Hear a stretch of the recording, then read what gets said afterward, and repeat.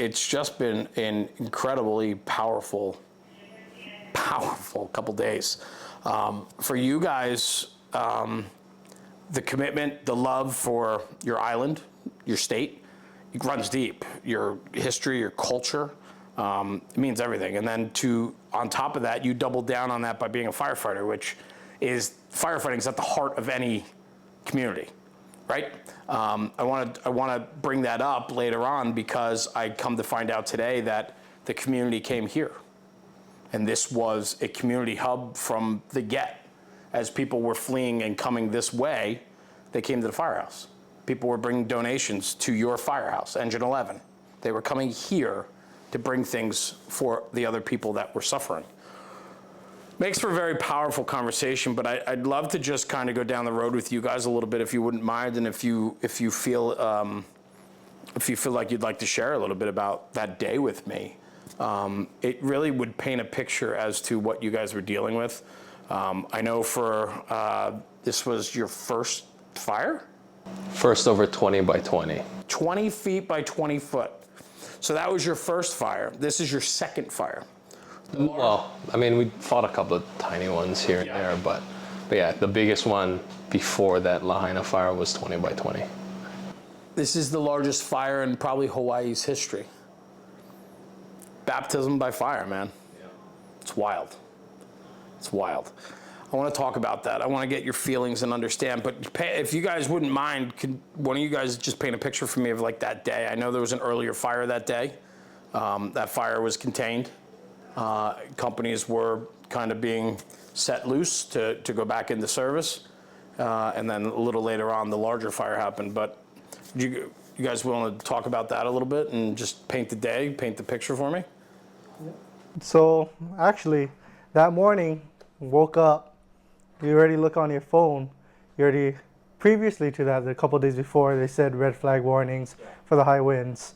We wake up the morning of, we see that there's a fire up the mountain actually, initially, and there was already callbacks for that fire. So I called you, right? I called this guy like about 6 in the morning, like, hey, I think we should head out to work earlier. Let's try to get there earlier just in case they need more manpower because of all the wind and all the down lines. We didn't know how traffic was going to be coming out here. This was the fire up country? Yeah, so we noticed that thing was going. They already had callbacks for that one. Yeah. And we were on shift that morning to come in too. And then also on Facebook, social media is already saying that power outages are already occurring on the west side, which is over here where we were working. So I called him up like, hey, we should try to get out there early, try to get out there, see if the traffic is going to hinder us, if we're going to be late to work, and just see if we can help out in any other way. And on our way out, you already have lines down. It was smoking wind. It was probably the worst wind I've definitely ever seen, ever encountered. Just on the drive out, there's a place called Olowalu. Just over there, you had down lines on your right. The water was just crazy. White caps all over just from the wind. The road and you can feel all sticks. You can feel it in your truck just moving. You're trying to hold your steering wheel straight, side to side. Yeah. Just side to side. Yeah. And this is like what, 6:30 in the morning. 6:30 in the morning. And it was only going to get worse throughout the day. Yeah. So that's just prior to getting to the station. And let's say we got here like about 6:45-ish. Yeah. And then the day started for us right then and there already. I think we're getting trucks ready. Everyone else is coming in as well. They got dispatched. And then we're just waiting for our turn to go out. Yeah, so that particular morning, we rotate, right? Who has to leave? If we're a full crew, somebody else is short, they take one of us to go fill in. So you run a 5-man company, right? Yes. And then if somebody's short, they send the 5th man out, and then you become a 4-man company. Yeah, 4 is our minimum. So if somebody only has 3, one of us has to go. It was my turn to go up that day. We're always a little bit bothered by it, right? We'd obviously rather stay home with the boys, but this one in particular stung because I went over to Station 3. They had me there kind of standing around for an hour and a half. That's the Lahaina station. Yeah, and what was kind of cool was they were actually building a relief crew to come out and then make their way up to the Kula fire. So I was like, oh, okay, great, I get to go fight some fire today. And I get sent back here, right? And then our captain on B Watch, his daughter was having a birthday party that day that he wanted to make. So he's like, hey, I'm gonna take off. And Cap Kaika was like, yeah, no problem. We'll just bump Rowland over to your truck, right? Your relief engine. And the tone came in. These guys, or was it a tone, or did they just?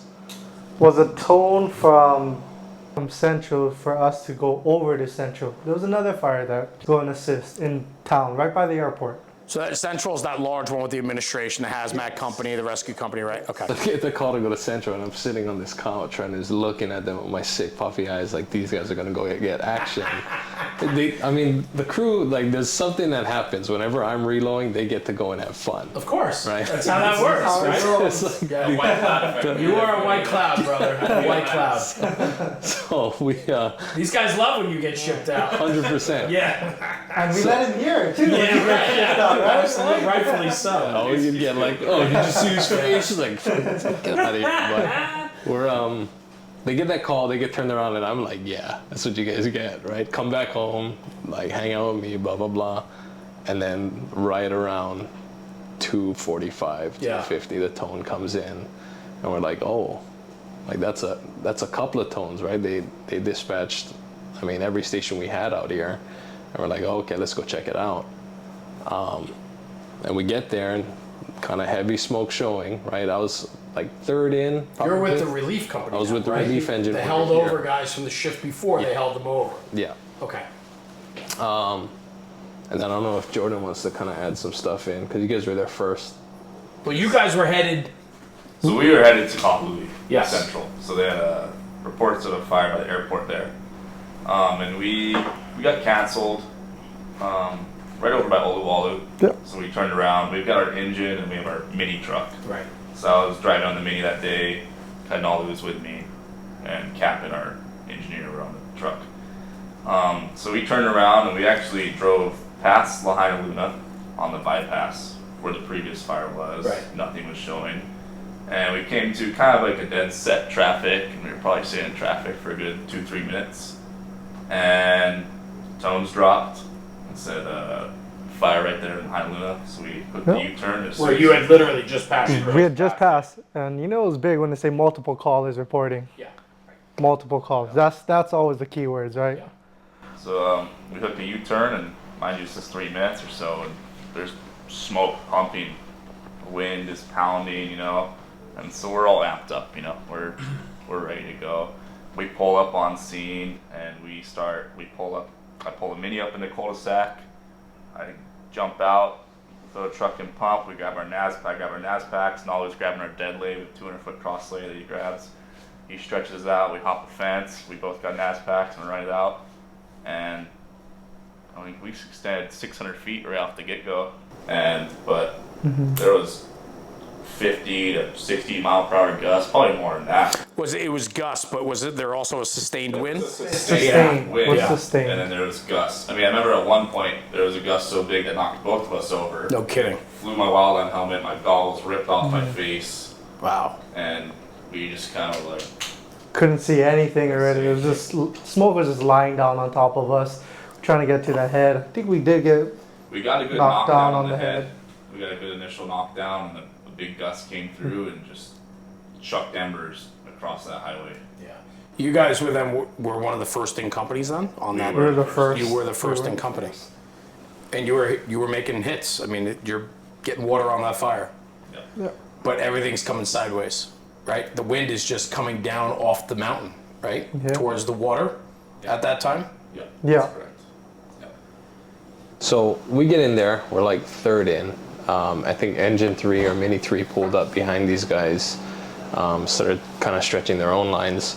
I jumped out of the truck. We parked on the other side of the bypass from these guys, or there's like a fence that was kind of separating our two sections. Kea, I believe you guys met Kea yesterday. Yeah. He starts hitting something with like 200 feet of his 1.5 inch. I put a NAS pack on and I'm ready to run out. But Bubba, you guys also met Bubba yesterday. Bubba was like, hey, this one's pretty far, maybe add another 100 and then run out the 3 and then see if you can catch it. So I was like, okay, cool. So took a little bit of time to do that. Ran out the dry line, probably got out there in like, 20, 30 seconds. And the fire was right next to me. We're still on the central side of the bypass, or Lahaina Luna Road is kind of the main road that runs straight up to right. Fire's right there on the grass.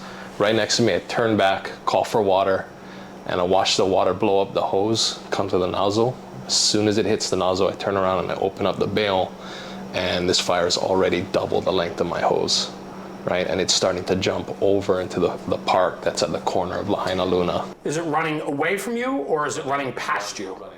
Yeah, well, past me, but kind of the orientation that I was facing, right? I had my back to the mountain, face towards the ocean, kind of straight down with that. Got it. With that street. And the fire was here, and if the street's here, the fire's here. It was blowing pretty much at a 45-degree angle into the subdivision. It started to kind of affect some of the trees there. And by then, my engineer was already calling to cut the line. Like, we're gonna cut it, we're gonna move on, we're gonna get into that subdivision and try and make a stand there. So we pull up. I think we might have got in there first, right? Did we get in there before you guys? No, we passed them. No, Yeah. we got it. drove right past you. We passed you guys, pulled in first. So you guys cut your lines too then, you said? Yeah, our Once We gotta Cap seen reposition. it, he could see the embers flying over, and he's seen the spots, Cap. And he told us cut the lines, we're moving down and going in. Yeah, we Going got inside. 600 feet there. We jumped back in our trucks and we drove out of there. Drove out of cul-de-sac, took a left. At that time, ladder 3 was already positioning the aerial up. We had already, dispatch was calling over the radio. It was all blurred, but dispatch was saying structures impacted, structures impacted, structures impacted. Mind you, this is within 15 minutes Of the initial on tone, scene. yeah, That's- 15 minutes.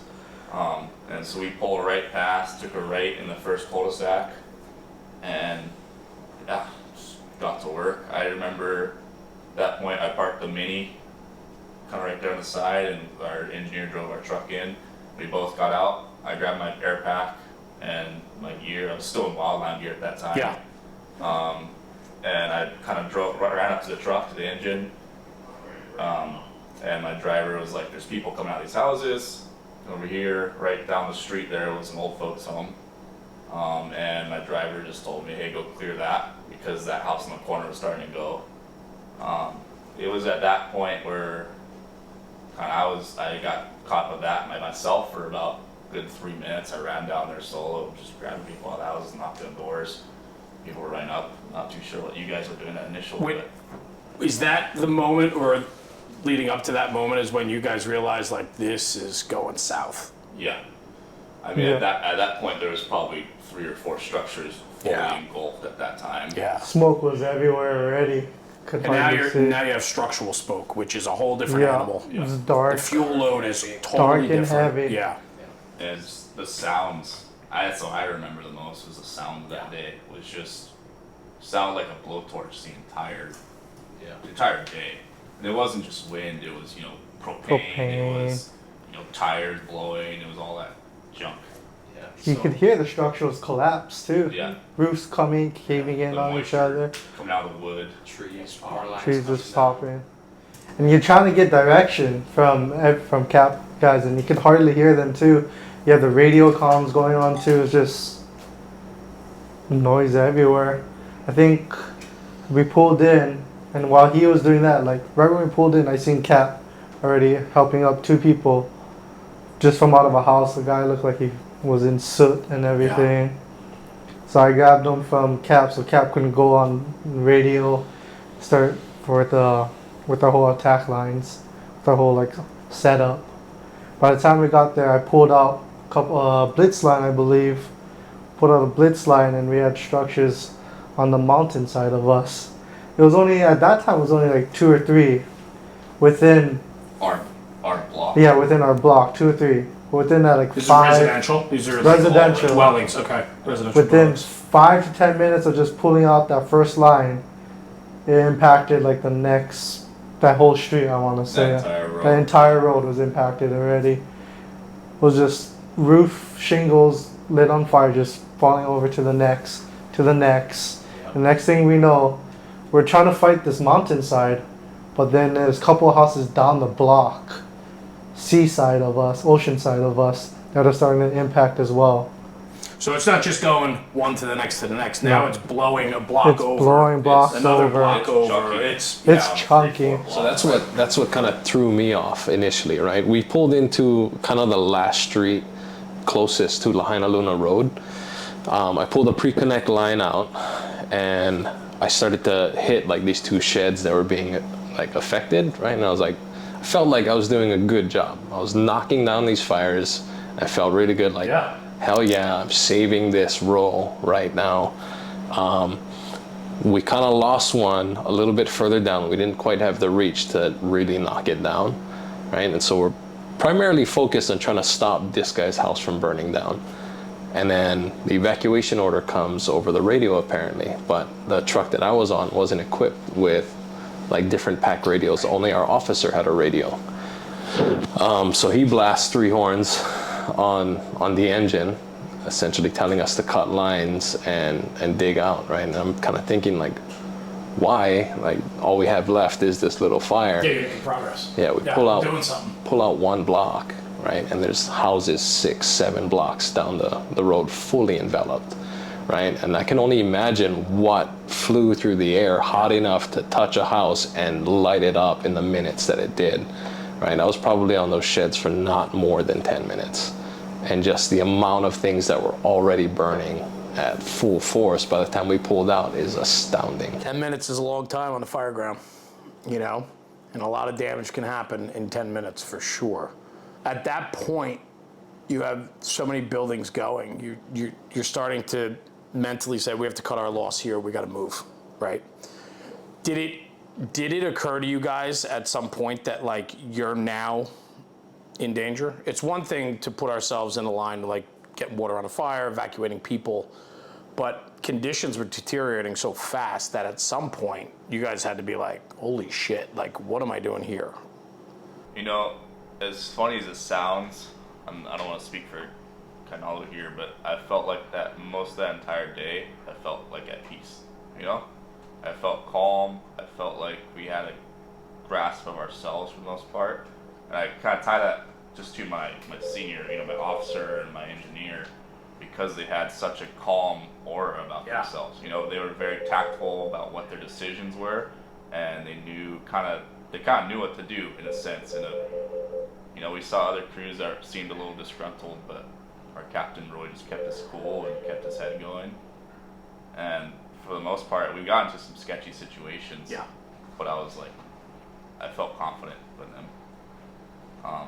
And that was kind of a weird feeling looking back on, but Makes sense though, yeah. right?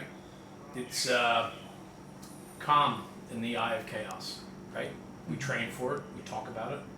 The demeanor of those around us, right? It's level-headedness and experience will guide the way for sure. From there, right? So you guys are now in that neighborhood. You still have your mini truck? We do. We still have the mini. At that point, Kainalu and I switch, so we had actually tried to make a stand on that little corner Right. of the neighborhood for a good almost 10 minutes too as well. And that's where we cut our lines. I jumped in the engine, Kainalu jumped in the mini, and we repositioned.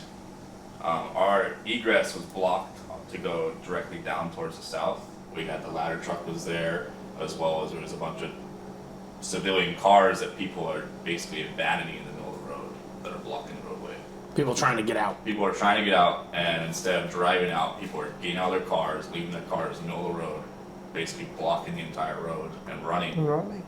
And so we ended up having to go up the hill, basically progress alongside the street, go up the street, and then reposition around just to get out. At that point, it was pitch black. I mean, we're talking 4 o'clock in the afternoon maybe, and it's 4 in the afternoon, you think it's 4 in the morning. yeah. It's dark, can't see anything. Howling. Howling wind. The only thing you see is small little embers just flying everywhere. Yeah. Those Or probably flames flames. licking like That was it. horizontally. Other than that, everything else was black. You could look out the window, maybe you can see the street line. Maybe, just maybe. But just a small glimpse of it. I just remember a little later, about probably 30 minutes after that, when we ended up switching, I got back in the Mini with Kainalu, and we were driving out. We were driving out one of the exits of the neighborhood, and it's a standstill trying to get out with people packed in cars. So we go in the oncoming lane just to try to lead our way out and help kind of guide people out. But it's pitch black, you know. I had all of our emergency lights on, all the lights on, and we're grabbing people, throwing them in people's cars that are on the side of the road, and we're just basically grabbing people, putting them in our truck, and getting them out, and you just couldn't see anything. And just like, and none of those houses at that point down there were impacted, at least in that section, but the entire upper was just fully engulfed. But the conditions, I mean, you know, whether the homes are on fire or not, when you have a lack of visibility like that, amount of gas and heat and carbon monoxide in the air for civilians, I mean, I can't even imagine. I know for you guys, talking to the crew you were with yesterday, they talked about fleeing a cul-de-sac. They backed into the neighborhood, and when things went pretty south pretty quickly, you cut the lines. You were on that. Okay, so now I'm putting the story together. They told me they had 3 lines off. You had the longest line out to the sheds around the back of the house. Was that you? That was me. Okay. So then they talked about the hasty retreat that you had to have to get out of that neighborhood. They said they backed in with the anticipation that they were probably going to have to pull out. Yeah. Talking with Bubba, who was your chauffeur that day, he said they basically told me, by the grace of God, they were able to get out of there because of the visibility or lack thereof, and being able to navigate the engine out in zero visibility through the neighborhood. Yeah. So to kind of attest to that calm in the midst of like the storm and the fire and all of that, like for the most part, I think it was just rookie ignorance, like not really understanding understanding the gravity of the situation, right? Like for lack of a better term, I was having fun I used to say I was having fun that day, but the better way to put it would be to say that I was getting fulfillment out of what I was doing, right? Finally getting to be out here and do my job. Put your skills to the test. Put my skills to the test, and like this is exactly what I signed up for, to be one of those guys when the shit hits the fan. Yeah. And for the most part, I felt that way, and I never really had any moments where like I thought this was it. But the part that rattled me a bit was when Bubba started to kind of lose his shit. Right? Bubba is probably the most seasoned he is the most seasoned firefighter in this station, and just his demeanor and everything about Bubba screams being the senior man. And the fact that he was having trouble kind of getting through it made me kind of second guess what we were doing and why we were in certain areas that we were, you know.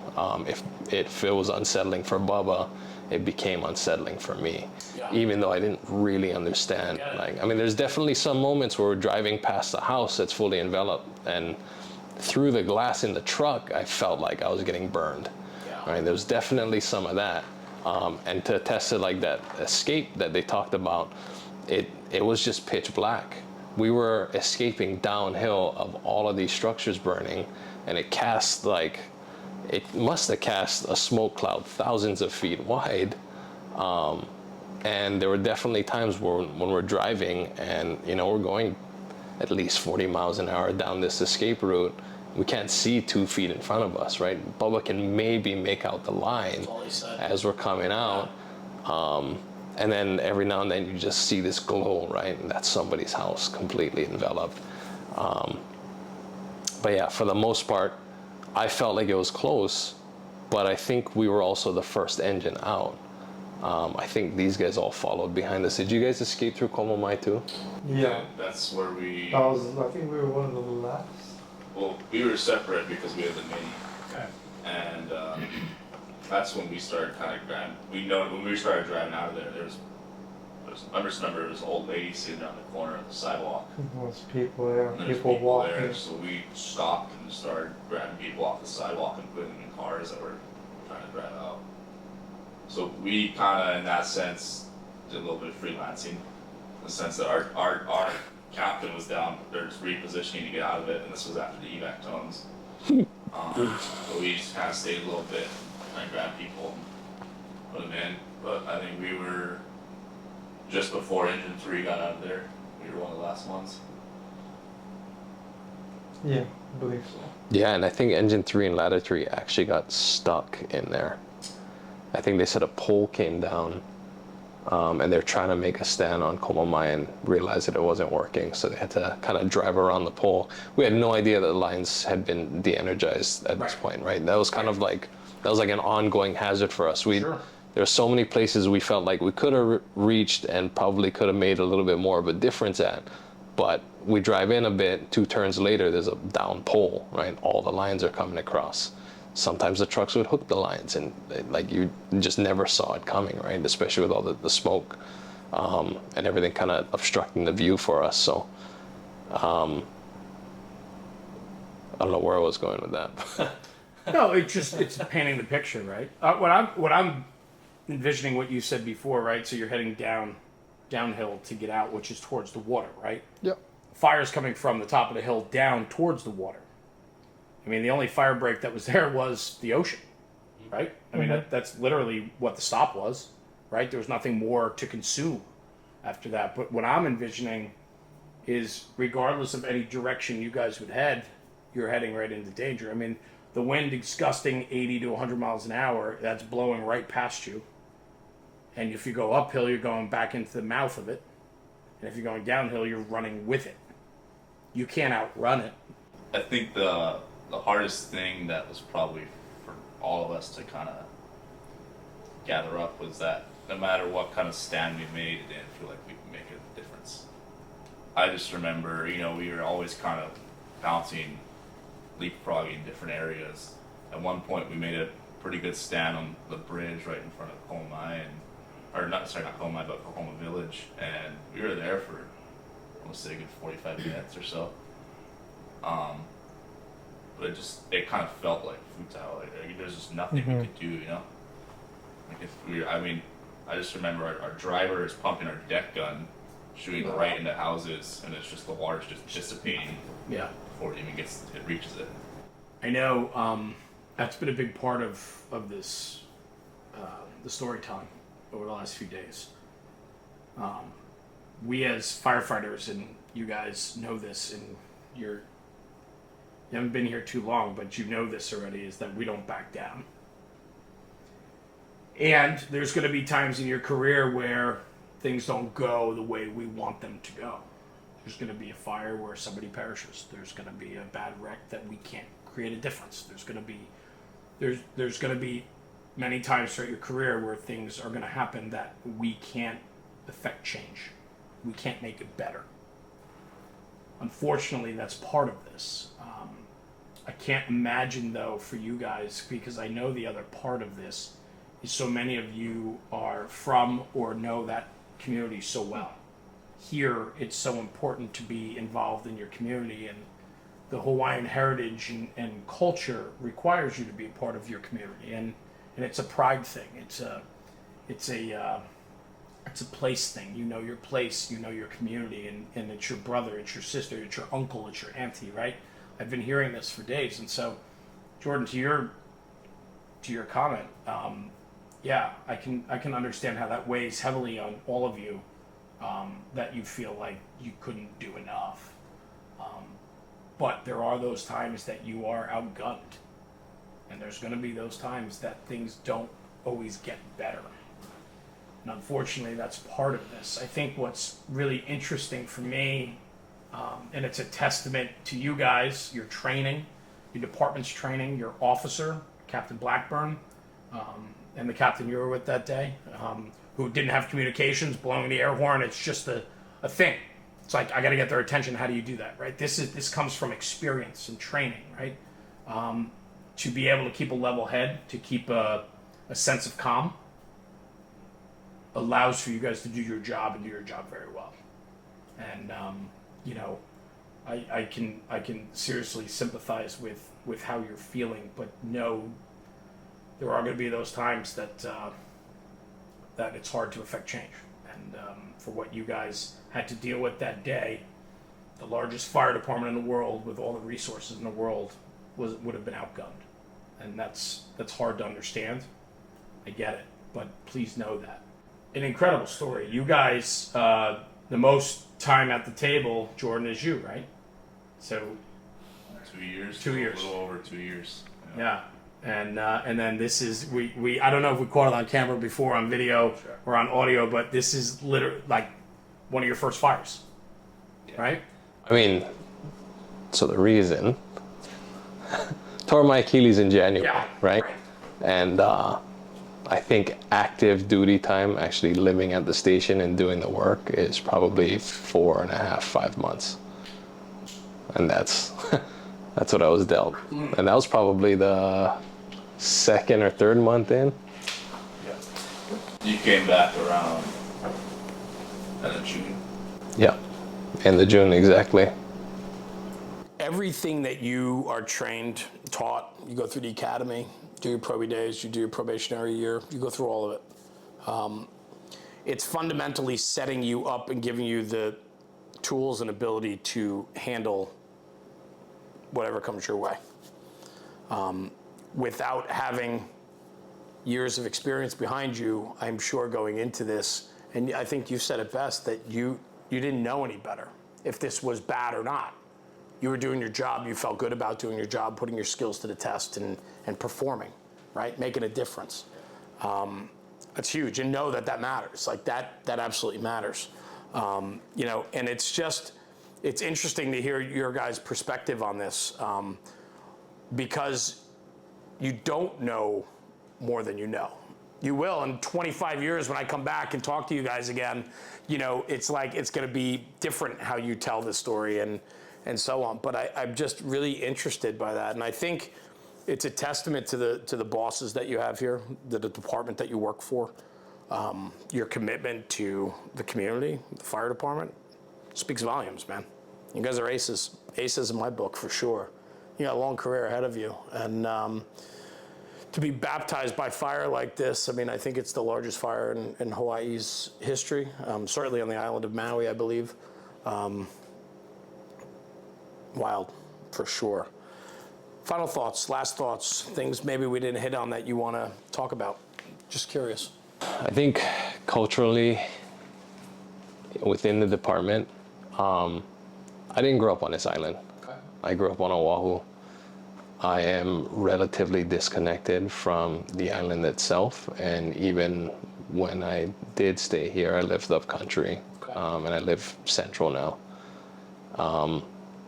So I wasn't as affected by it. I don't have even 1 degree of separation with anybody besides like the firefighters. I don't have anybody who's directly impacted with the fire.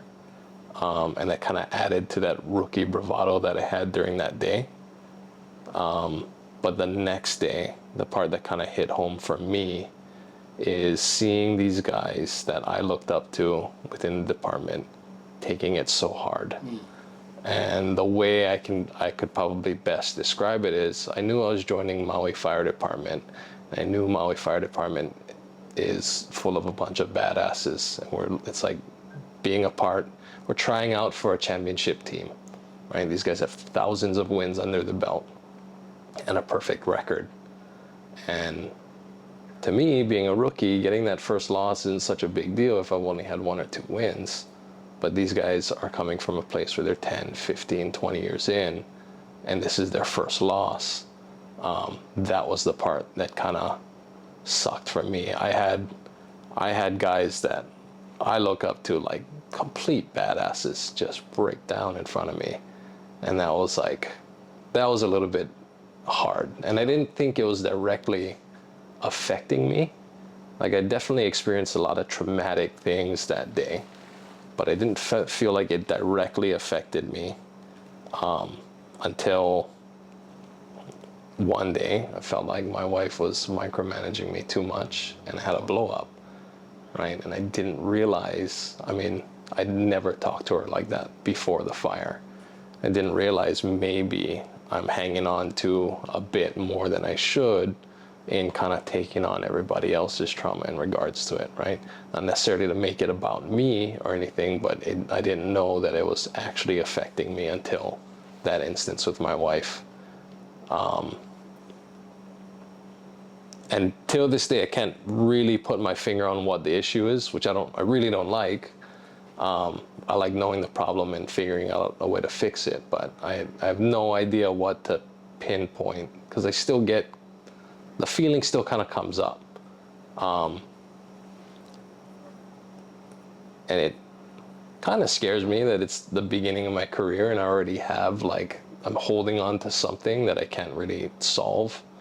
I mean, what do you guys have seen a lot, right? In your story, like all the time that you guys have, like, does that sound familiar to you? 100%. Yeah. I think what's really positive about that is that you recognize it. A lot of people don't recognize it or don't want to speak to it. The fact that you have the humility to talk about it means that you're going to get past that. These guys here, they're going to help you, and you're going to help them. Right? The crew I spoke with last night, they all grew up together.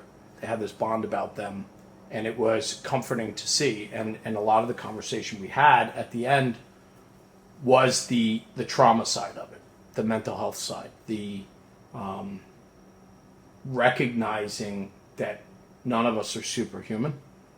You went through a tremendous amount of trauma that day. And I can tell that through the conversation just from things that you were saying, because the sights and sounds of that day are never going to leave you, and you're going to carry that with you through your career. I think what's super important, though, like I said, is that you recognize that. I can't promise you it's going to get any better any minute sooner, but the fact that you understand that, the fact that you recognize that, will help you find your way in which you need to help and heal and address that. I think what's really important, I just spoke to this not too long ago on one of our podcast episodes, and we spoke about communicating with our loved ones at home, our wives, our spouses, our husbands, our kids, and so on. If you think to that day, everything happens in real time now. So you guys are working, and your loved ones are at home watching it live, knowing that you're in the heart of it. And so the trauma that could be pressed upon them to witness that in real time, knowing how bad and significant that fire is, and knows that you're in the thick of it.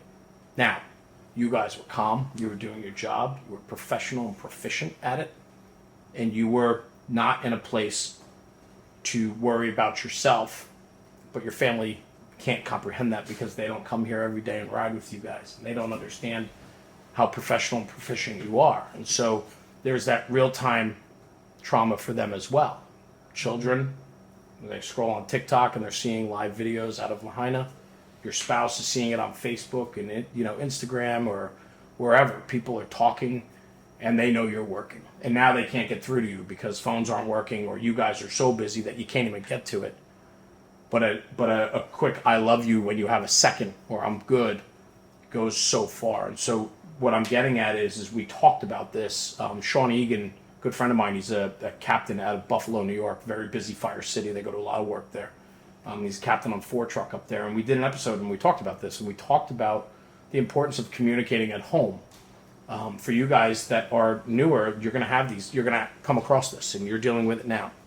And I think what's really important about that is that you have that open line of communication at home so that your spouse, your loved ones, even your children, if they're old enough to understand, lay down some type of conversation with them so that they understand what this job entails, but also that you have a communication plan with them that, hey, if I'm working that day and you're aware of a situation, I promise you I will, when I can, believe in me, I'll do it. And that's whether it's a quick text, a phone call, or I leave my phone at the firehouse. I never have it on me. So if you see something, I promise I will reach out to you. Like, have that conversation. It matters. Have that conversation that I saw some things that day that are not going to leave me.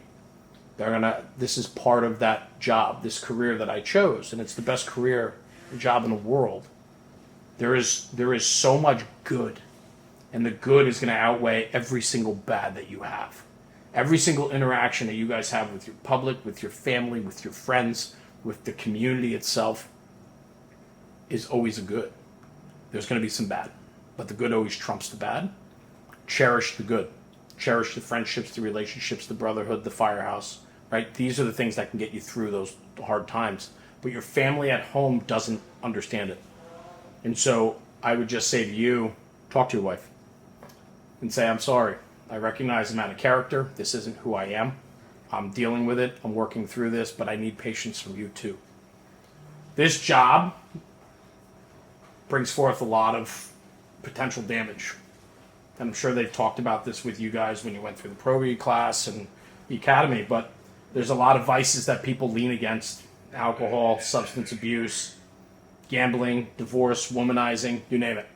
It runs rampant. And I caution you guys are smarter than the generation before and even the generation before that. And I mean that in the best way possible, meaning you mentioned this, you brought it up, you talked about it. You know how many guys would rather just bury their nose in a bottle? Right? That's how they did it years ago. They didn't bring it to the table. They wouldn't talk about it because it makes them look lesser than the next guy. But the fact that you can address it, the fact that you understand it's okay to talk about it, means that we're doing a better job at educating our firefighters that it's okay to talk about these things because it plagues everyone. And so if you have some demons inside or things that are happening from what you saw or experiences you had that day, and they might not present themselves until 6 months from now, a year from now, but know that you're not superhuman, and all the trauma that we go through will come out at some point, and it's how we deal with that. The best thing you have in the world, and I know this for a fact, is family. I brought my wife and children with me on this trip. I wanted to share this experience with them so that they can see what the Hawaiian culture is about, the love and compassion, empathy that's here. And while in the face of tragedy, the beautiness of what's going to come from that, the togetherness, the aloha spirit, right? Which I've learned all about. And so I wanted to share that with my family and educate them that this is what it's about. And for you guys, understand that and know that you have each other and you have a lot of other things that are available to you. There's a lot of services and people to talk to, and it doesn't make you any lesser of anything if you need more help.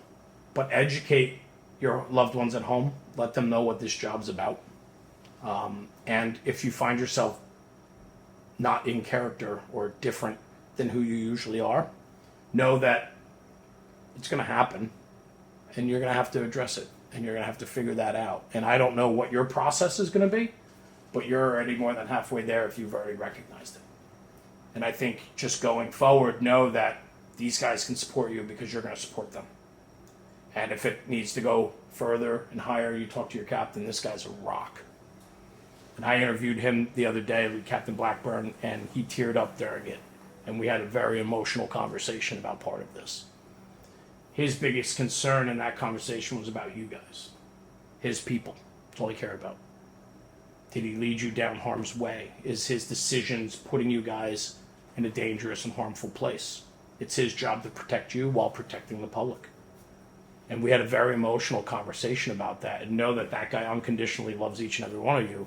And so you guys are a company, you're a team, you're a family here. And that is what's going to get you through the darkest frickin' days that you guys deal with. I promise you that.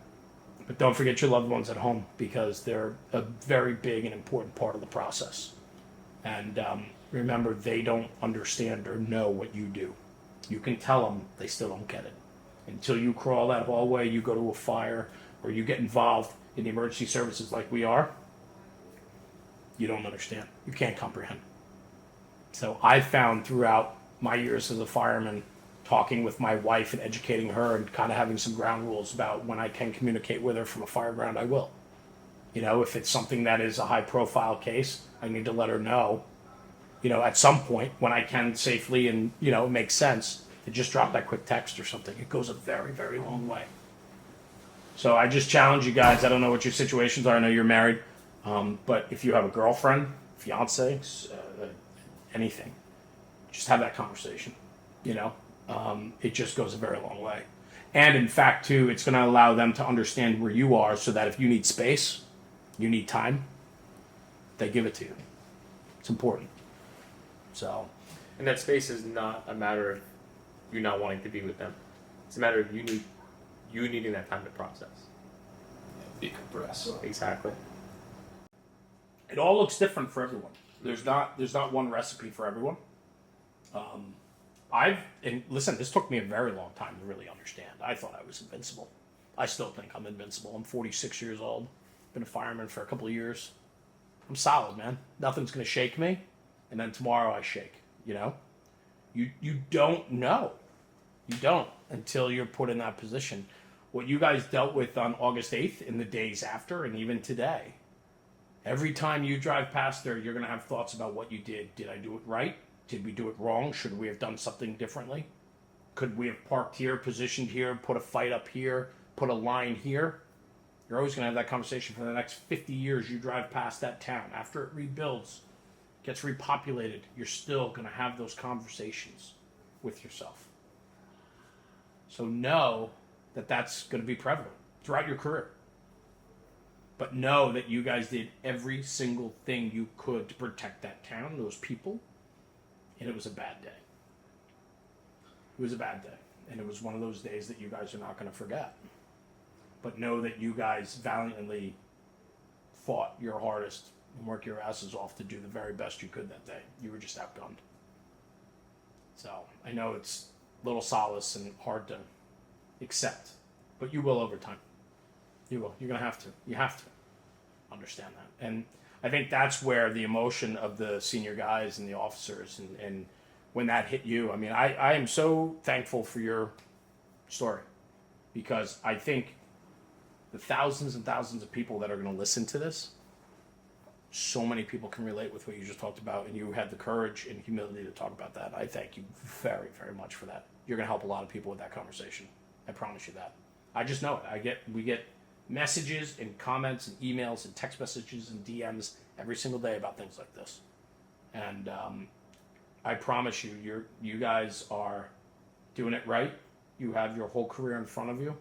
As much as you have had some dark days recently, I promise you there's going to be some great days. And you're going to have a lot of great days. And I challenge you to stay in love with this job. I'm sure you are. And just keep loving it, man, because it gives back 10 times over. You give to it, just like your culture, just like your community here. You give to it, it's going to give it back. And I can assure you of that. So, thank you for sitting with me today, man. I appreciate it. You guys are rock stars in my book. It's so cool to walk in a firehouse. It's so funny. Sebby and I walk in, and we see you guys are building that weight rack, right? And we met Captain Blackburn the other day. And we walk in, and we're trying to get the lay of land. We always have to do this when we go to firehouses. We just got to figure it out first. It's your home. So we never just come right in and, do what we do. So we always, meet the guys, figure out who's who, what the pecking order is, how it all works, right? And I promise you, every single firehouse is the same, right? Same circus, different clowns. That's how it works, right? And so we go back to the car to get the gear once we figure out what we're doing. Sebby looks at me and he's like, "These guys are so young. Look at the age of these guys. This is like the youngest company." And I'm like, it's awesome. I absolutely love the youth. Even yesterday, sitting here, these guys were young. Yeah. Tasha and the two guys that were with them yesterday, young people. Excitable people who love what they're doing. It doesn't get much better than that. I don't know how many plumbers go to work excited, or accountants, or you called him and said, "We need to get in early." Yeah. Who the hell wants to go to work early? Think about it, right? Yeah. That's what this is. That's what this is. Tasha said she was off, she was sick, and came in because she heard what was happening.